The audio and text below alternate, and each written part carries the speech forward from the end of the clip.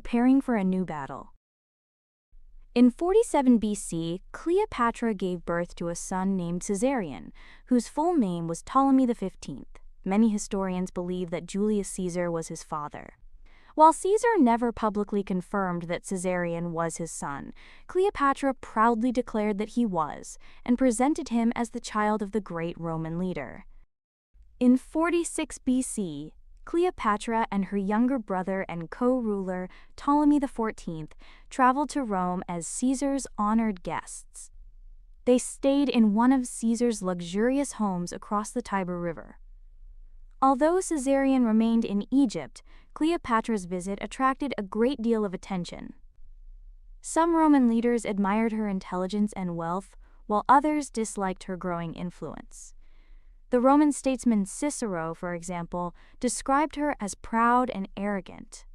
While Cleopatra was in Rome, one of her scholars from Alexandria, Sosigenes, helped Caesar create the Julian calendar, which became the new calendar of the Roman world. Caesar also placed a golden statue of Cleopatra in the temple of Venus Genetrix. This was an extraordinary honor for a foreign queen and showed how important she had become in his life. Not everyone in Rome approved of Caesar's close relationship with Cleopatra.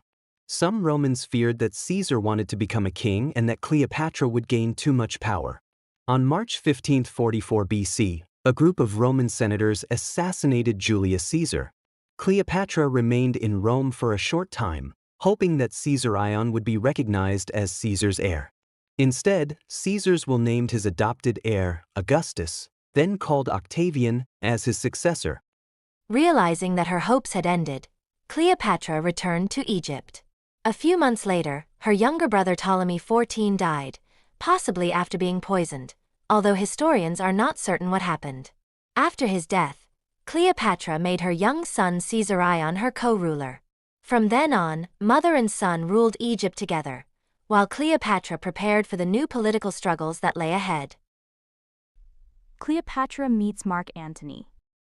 After Julius Caesar's death in 44 BC, Rome was thrown into another civil war. In 43 BC, three powerful Roman leaders, Augustus, then called Octavian, Mark Antony, and Marcus Aemilius Lepidus, formed the Second Triumvirate to restore order and punish the men who had assassinated Julius Caesar. During the conflict, both Caesar's supporters and his enemies asked Cleopatra for military help. Wanting to protect Egypt, she tried to remain neutral. She sent the Roman soldiers who had been left in Egypt to support one of Caesar's allies, but they were captured before they could reach him. Cleopatra later sailed with her own fleet to help Octavian and Antony, but a violent storm damaged her ships, and she arrived too late to take part in the fighting. Soon afterward, Antony and Octavian defeated Caesar's assassins at the Battle of Philippi, bringing the civil war to an end. After their victory, the Roman world was divided. Octavian took control of the western provinces, while Antony ruled the eastern territories. In 41 BC, Antony invited Cleopatra to meet him in the city of Tarsus.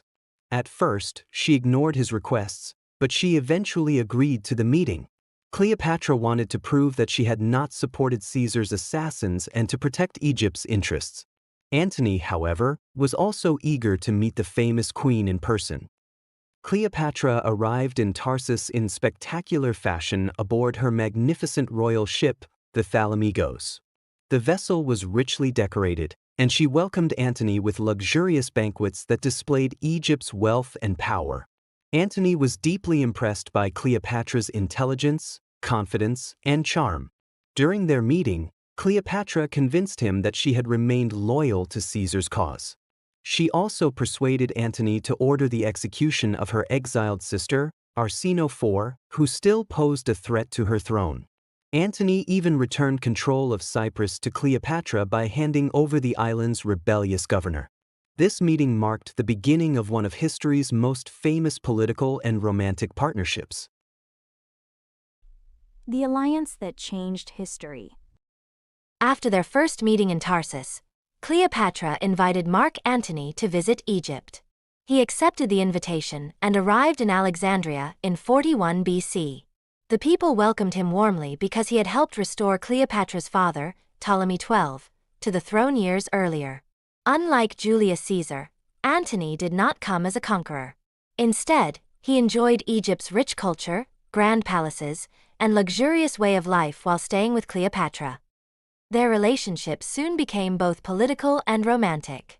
Cleopatra believed Antony was the most powerful man in Rome after Caesar's death, and she hoped that together they could protect Egypt and strengthen her kingdom. Antony also had the authority to return lands that had once belonged to the Ptolemaic kingdom. During this time, Cleopatra regained control of Cyprus and parts of Cilicia, making Egypt stronger than it had been in many years. In 40 BC, Antony had to leave Egypt to deal with wars in Syria and other parts of the Roman East. Before he left, Cleopatra gave him 200 ships and financial support for his military campaign. Although they were separated for several years, they stayed in contact through letters and trusted messengers. Later that year, Cleopatra gave birth to twins, a son named Alexander Helios and a daughter named Cleopatra Selene II. Antony accepted both children as his own. Their names, meaning sun and moon, symbolized Cleopatra's dream of creating a powerful new dynasty that would rule over a large empire. While Antony was away, events in Rome changed his future. His wife, Fulvia, fought against Antony's rival, Augustus, then known as Octavian. After the conflict ended, Fulvia died, and Antony made peace with Octavian. To strengthen their alliance, Antony married Octavian's sister, Octavia. Although this marriage was political, it created tension between Antony and Cleopatra. In 40 BC, Herod the Great arrived in Alexandria seeking Cleopatra's help after being forced to flee Judea. Cleopatra offered him support, but Herod chose to travel to Rome instead. There, Antony and Octavian later named him King of Judea. This decision would eventually lead to disagreements between Herod and Cleopatra over control of nearby lands. Despite Antony's marriage to Octavia, his relationship with Cleopatra did not end. In 37 BC, Antony invited Cleopatra to meet him in Antioch. She brought their 3-year-old twins, giving Antony the chance to see them for the first time. During their meeting, Antony rewarded Cleopatra by giving her control of several former Ptolemaic territories, including much of Phoenicia, parts of Syria, lands around Jericho, territory near the Gulf of Aqaba, and Cyrene in North Africa. These new lands greatly expanded Egypt's wealth and influence. Many Romans were unhappy with Antony's decisions. Octavian accused him of giving Roman lands to a foreign queen and claimed that Antony cared more about Cleopatra than about Rome.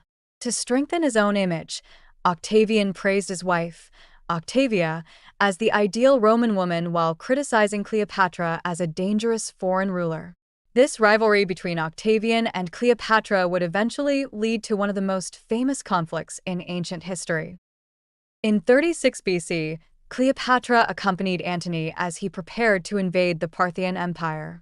She later returned to Egypt, where she gave birth to their third child, a son named Ptolemy Philadelphus. Antony's campaign against the Parthians ended in disaster, with thousands of Roman soldiers losing their lives. After the defeat, Cleopatra provided Antony with money, clothing, and supplies for his exhausted army. Together, they returned to Alexandria, where Antony met his youngest son for the first time. The Queen of Kings. In 35 BC, Mark Antony planned another campaign against the Parthian Empire, this time through Armenia. His wife, Octavia, traveled from Rome with soldiers and supplies to help him. However, Antony refused to meet her and ordered her to return home.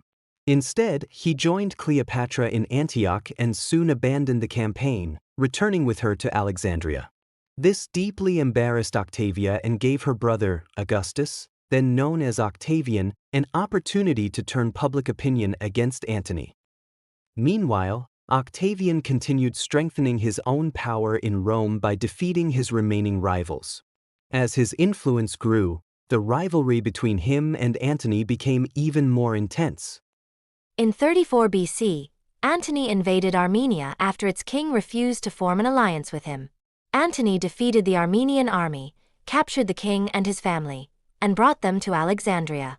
Instead of celebrating his victory in Rome, as Roman generals normally did, Antony held a grand victory parade in Egypt.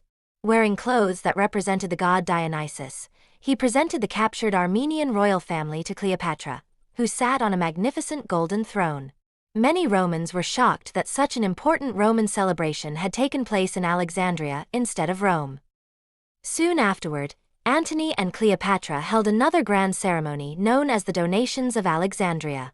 Dressed as the Egyptian goddess Isis, Cleopatra declared herself Queen of Kings, while her son Caesarion was proclaimed King of Kings. Antony also gave several kingdoms and territories to their children. Alexander Helios received Armenia, Media, and lands they hoped to conquer from Parthia. Ptolemy Philadelphus was given Syria and Cilicia, while Cleopatra Selene II received Crete and Cyrene. These gifts were meant to create a powerful new empire ruled by Cleopatra's family. The ceremony greatly angered many people in Rome. They believed Antony had no right to give away territories that belonged to Rome or to place so much power in the hands of a foreign queen. Octavian used these events to convince the Roman people that Antony had abandoned Rome for Cleopatra and was putting Egypt's interests before those of his own country. A fierce propaganda war soon began between Antony and Octavian. Antony accused Octavian of taking too much power for himself, while Octavian claimed that Antony had betrayed Rome by remaining loyal to Cleopatra. He also argued that Caesarion should not be recognized as Julius Caesar's true heir. During this time, many false stories about Cleopatra spread throughout Rome. She was accused of using magic and witchcraft to control Antony, and some writers blamed her for leading him away from his duties as a Roman leader. These stories damaged Cleopatra's reputation and helped Octavian gain support for the war that was about to begin. Even while these political battles continued, Cleopatra remained actively involved in ruling Egypt. Official documents from this period show that she personally approved important government decisions, demonstrating that she continued to govern her kingdom while preparing for the conflict with Rome. The road to the Battle of Actium. By 33 BC, the relationship between Antony and Octavian had completely fallen apart. On the first day of the new year, Octavian stood before the Roman Senate and accused Antony of betraying Rome by placing the interests of Cleopatra above those of his own country. Antony responded by declaring that Caesarion, Cleopatra's son, was the true heir of Julius Caesar instead of Octavian. This made the conflict between the two leaders even more bitter. The following year, many Roman senators still supported Antony. However, after Octavian entered the Senate with armed guards and threatened his opponents, more than 200 senators fled Rome and joined Antony in the east. The Roman Republic was now divided into two rival camps. Antony and Cleopatra met in Ephesus, where Cleopatra contributed 200 warships to support Antony's growing fleet. Some of Antony's advisors believed Cleopatra should return to Egypt and stay out of the coming war, fearing that her presence would strengthen Octavian's claims that Antony was controlled by a foreign queen. Cleopatra refused. She believed that staying with Antony would give her the best chance to protect Egypt if war broke out. Later, the couple traveled to Athens. There, Antony officially divorced his Roman wife, Octavia, the sister of Octavian. This decision shocked many Romans and damaged Antony's reputation. Soon afterward, Octavian secretly obtained Antony's will from the Temple of Vesta. The document revealed that Antony wanted to leave lands to Cleopatra and their children and wished to be buried beside Cleopatra in Egypt rather than in Rome. Octavian shared these details with the Roman people, using them to convince many that Antony had abandoned Rome for Egypt. With public opinion now on his side, Octavian persuaded the Senate to declare war, not on Antony, but on Cleopatra. By declaring war on the Queen of Egypt instead of a Roman citizen, Octavian made the conflict appear to be a war against a foreign enemy rather than another Roman civil war. Although Antony and Cleopatra had a larger fleet than Octavian, many of their sailors had little military experience. Octavian's navy, led by his talented commander Marcus Agrippa, was much better trained and prepared. Antony originally wanted to sail directly to Italy and attack Octavian there, but Cleopatra believed Egypt should remain protected. She convinced Antony to stay in Greece, where they established their main base near Actium. As the months passed, Antony's position grew weaker. Several of his allies abandoned him and joined Octavian. Even King Herod of Judea chose not to support Antony's campaign. Meanwhile, Octavian's forces won several small battles, further weakening Antony's army and navy. On September 2, 31 BC, the two fleets finally met at the Battle of Actium, one of the most important naval battles in history. Cleopatra commanded a squadron of 60 Egyptian ships, while Antony led the rest of the fleet. During the fierce fighting, Cleopatra saw an opportunity to break through Octavian's blockade and sailed toward the open sea with her ships. Antony noticed her departure and chose to follow her, leaving the battle behind. Whether this was a carefully planned escape or a desperate decision remains uncertain. The battle continued without Antony and Cleopatra, and by the next day Octavian had won a decisive victory. Many of Antony's officers, soldiers, and allies immediately surrendered or switched sides. The defeat at Actium marked the beginning of the end for both Antony and Cleopatra and changed the course of Roman and Egyptian history forever. After their defeat at the Battle of Actium in 31 BC, Antony and Cleopatra returned to Egypt. Octavian remained in Greece, while the two leaders landed on the Egyptian coast. Antony traveled to Cyrene to gather more soldiers, while Cleopatra returned to Alexandria. She tried to hide the truth about their defeat, hoping the people of Egypt would believe they had won and would not rebel against her. Antony's situation quickly grew worse. The Roman governor of Cyrene learned that Octavian had won the battle and immediately switched sides. He surrendered 4 Roman legions that Antony had hoped to recruit and even had Antony's messengers executed before they could deliver their news. When Antony heard what had happened, he was so devastated that he nearly took his own life, but his friends stopped him. Back in Alexandria, Antony withdrew from public life and built a small house on the island of Pharos, where he lived in isolation. He named it the Timonian, after the Greek philosopher Timon of Athens, who was known for avoiding other people. Antony had become deeply discouraged and spent much of his time alone. Meanwhile, Octavian continued winning over Antony's former allies. Even Herod the Great, who had once supported Antony, traveled to meet Octavian. Although Herod admitted he had remained loyal to Antony until the end, Octavian respected his honesty and allowed him to keep his kingdom. This left Antony and Cleopatra with even fewer friends and supporters. Cleopatra realized that Egypt was now in great danger. She considered giving up the throne to her son, Caesarion, and escaping by sea to a distant country, possibly India, where they might be safe. She ordered ships to be moved from the Mediterranean to the Red Sea so they could begin the journey. However, the plan failed when enemy forces destroyed much of her fleet before it could sail.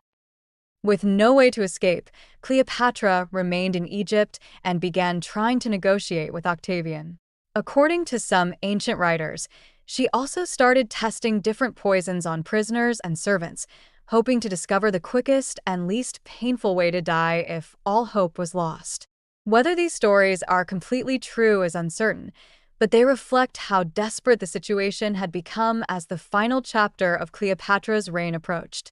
After returning to Egypt, Cleopatra began preparing her son, Caesarion, to rule the kingdom. She officially recognized him as her successor and hoped that he would one day become the sole ruler of Egypt. At the same time, Antony also honored his eldest son, Antilos, showing that both leaders were thinking about the future of their families. Cleopatra and Antony each sent messages to Octavian, hoping to negotiate a peaceful settlement. Cleopatra asked that her children be allowed to inherit Egypt and that Antony be permitted to live quietly in exile. She also offered Octavian money and expensive gifts. Octavian, however, had little interest in making a fair agreement. Instead, he secretly sent one of his advisors to persuade Cleopatra to abandon Antony. When Antony discovered the plan, he became furious, punished the messenger, and ended the negotiations. In the spring of 30 BC, Octavian invaded Egypt. His army quickly captured important cities as it marched toward Alexandria. Antony fought back and even won a small battle outside the city, but it was only a temporary success. Soon afterward, His navy surrendered to Octavian, followed by many of his soldiers and cavalry. It became clear that the war was lost. Knowing that defeat was near, Cleopatra locked herself inside her unfinished tomb with two loyal servants, Iras and Charmian. She sent Antony a message saying that she had died. Heartbroken, Antony believed the news and stabbed himself with his sword. Although badly wounded, he was carried to Cleopatra's tomb, where he died in her arms after they shared one final farewell. After Antony's death, Octavian captured Cleopatra. She begged him not to display her as a prisoner during his victory parade in Rome, but he gave her no clear answer. When Cleopatra learned that she would soon be taken to Rome, she decided to end her own life instead. On August 12, 30 BC, at the age of 39, Cleopatra died. The exact cause of her death is still debated. Ancient writers claimed that she allowed an Egyptian cobra to bite her, while others believed she used a hidden needle or a fast-acting poison. Modern historians are still unsure which story is true. Before her death, Cleopatra tried to save Caesarion by sending him away from Alexandria. However, he was captured after returning to Egypt and was executed on Octavian's orders. Octavian reportedly believed that there should be only one Caesar. Cleopatra was buried beside Antony, just as she had wished. With her death, the Ptolemaic kingdom came to an end after nearly 300 years of rule. Egypt became a province of the Roman Empire, and Octavian, later known as Augustus, became Rome's first emperor. Cleopatra's death marked the end of the Hellenistic Age and the beginning of a new era under Roman rule. Cleopatra as a queen and ruler.